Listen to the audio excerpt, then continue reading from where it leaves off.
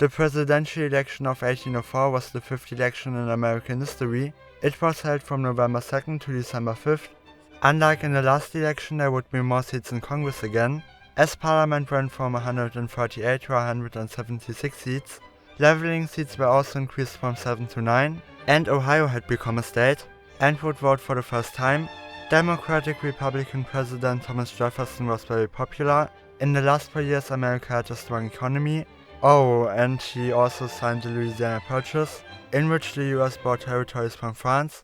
This was very popular with the Americans that wanted to see America expand into the West. However, some in the Democratic-Republican Party didn't like it.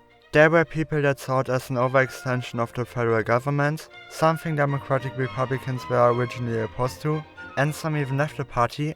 When members of parliament leave a party, the party is able to replace them, so that they can keep their number of seats. While President Thomas Jefferson was popular, his vice president Aaron Burr was not. One of the reasons was that he killed Alexander Hamilton. In 1804, he and a Federalist politician had a duel, which Burr had won. Hamilton had actually become unpopular. However, many didn't like that he was killed.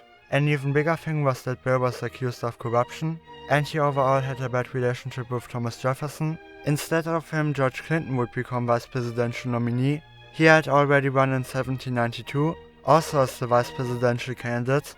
He was a founding father and one of the main writers of the Bill of Rights. Some actually saw him as too radical, but the opposition in the party wasn't able to find another candidate. The Federalist Party meanwhile nominated a former war hero.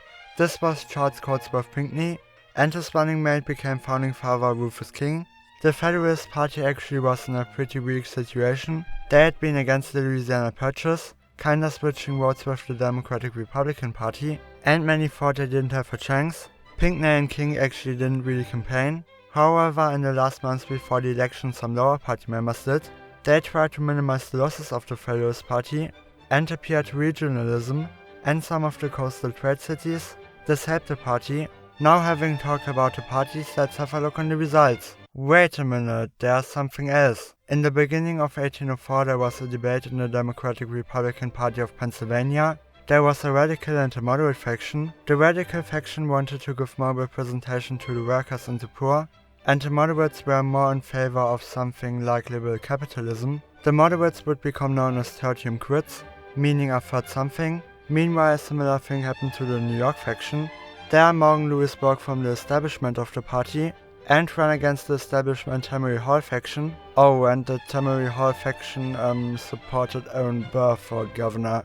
And Burr had support by some Federalists, so this was a pretty weird election. This meant that there were people that were neither Federalists nor Democratic Republicans. There were the Tertium Quids from Pennsylvania, the Lewisite faction from New York, but also coalition Republicans that were known to often work with Federalists, and people that were both opposed to the French and the British, as well as centrist voters.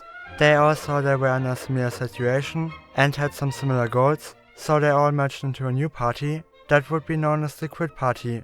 Morgan Lewis would become the first party leader, and they didn't really have a presidential or vice presidential candidate. Lewis would actually also run for the governorship of New York. Speaking of presidential candidates, Jefferson had also other accomplishments. He used the navy built by Adams to win against pirates, and ultimately invaded countries in North Africa, therefore ending the war. He also repealed the whiskey tax, and founded the West Point Military Academy.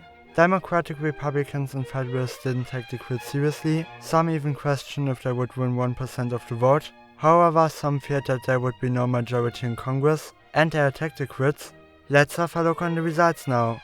The Democratic-Republican Party again got most votes, and they got 54.9%. However, this was actually a loss compared to the last election. On the other hand, the Federalist Party also lost, winning only 41.2%. Considering the Federalist Party had major internal issues, this was still a good result, and the Quid Party surpassed many by winning 3.9%.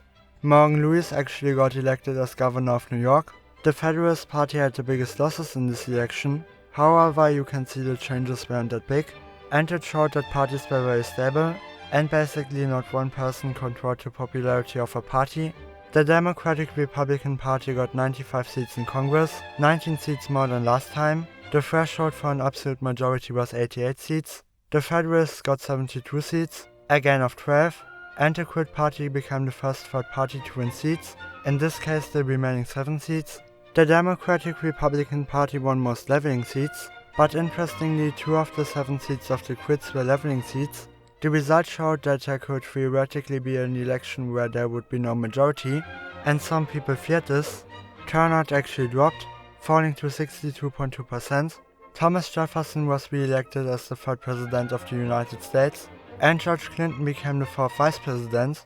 The Federalist Party was able to secure majorities in New England states, and because the Quids split the voters in Pennsylvania and New York, they got a plurality in those states as well.